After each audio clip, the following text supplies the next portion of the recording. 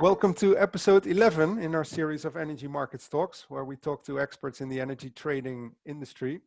Jan Haizmann is joining us today. Jan is a well-known board member at the European Federation of Energy Traders, and he also has his own consultancy firm, Correggio Consulting. Jan, great that you're joining. How is life in the Brussels area today? Life is sort of back to do the new normal, I guess. Many people still work from home, like myself, but others are already back in the office.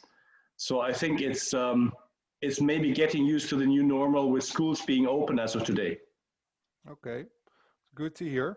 Well, due to the Corona crisis, we see a lot of new Corona emergency legislation. Can you tell us a little bit on what's currently happening in terms of new legislation, specifically for the energy markets?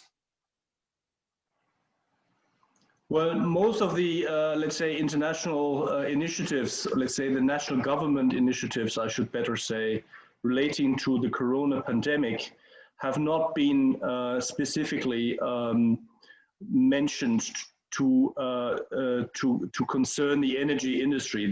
They rather concern the economy as a whole. And when looking at the impact of this legislation, and you study a little bit more in detail what they say, most of them provide for moratoria in insolvency proceedings. These are proceedings for companies that cannot longer meet their financial obligations, and they have then typically have to initiate insolvency proceedings, or proceedings are initiated by one of their business partners. These type of proceedings are currently being frozen in a number of member states of the European Union, thanks to the Corona legislation that has come through. And that obviously has an impact on the traded market, as well as credit risks are key risks in energy trading. And if you cannot go into an insolvency, you may be dealing with counterparties that are not longer able to actually exist as trading counterparties, but they still do exist because it's not possible for them to actually go insolvent. Okay, and you wanted to say something else? We have seen differences. Obviously, there is no coordination when it comes to these measures. We have seen, for example, that in some countries, taking here the Czech Republic, for example, these measures last till end of the year. So they have a very lengthy runtime. In some countries, they have in the meantime expired. For example, in Italy, that is the case. But ultimately, what we are expecting is once these moratoria come to an end and the normal situation is applying again, we will see a wave of insolvencies that will also not stop in the energy markets. And there lies a risk. Okay. You're also heading EFET's legal committee. Is this also something that you're busy with now with the legal committee, or are you focusing on other things at the moment? No, we have definitely had Corona influencing our work program this year. We have been looking at replacing the traditional forms of communication, meaning paper trail through that would normally be submitted through a courier service or postal service, to be replaceable by electronic means of communication. This is something which the contractual world doesn't accept as we are today.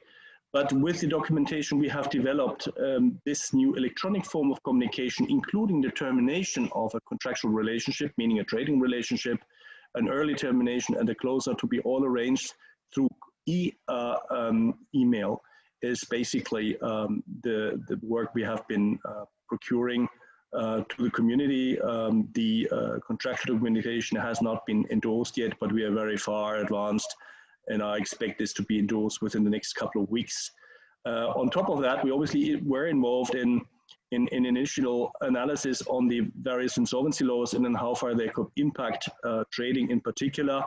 And this is anyway in a context where there is other legal uncertainties that mark this year. And here I notably think of Brexit. Yeah, yeah, of course. And you told me recently that you see more and more companies trade in more and more European countries. From a regulatory and a compliance angle, what risks do you see there? Well, it is true that companies are going into more and more locations. They're becoming physical market participants in more and more countries. What they don't realize is that we don't have a common regulatory regime that applies to their activities that is all the same in all countries. So in reality, we're looking at a patchwork of regulatory reporting duties that is there today. And that is a burden for companies. Obviously, you need to know about them. And this is why an initiative we have taken in, recently to launch a one-stop shop for companies to actually log on into a system and be informed automatically of pending reporting duties is a very good means to manage these risks. And they are real and they are evolving because more and more countries invent new regulatory reporting at any time of the year. So in reality, this is not something which is static. It's more moving from day to day in various countries in a different way even. So it makes it difficult for companies to manage these risks. But since now there is the launch of Correggio Net, so this is the service I'll refer to, there is an effective means of managing these multiple duties by a better compliance, and that will lead to a better compliance culture for the commodity traders that are active in multiple countries and have so far had to be at the risk to either lose the license or pay fines for compliance duties they were not aware of. So insofar, this is an improvement of the regulatory compliance environment through this service.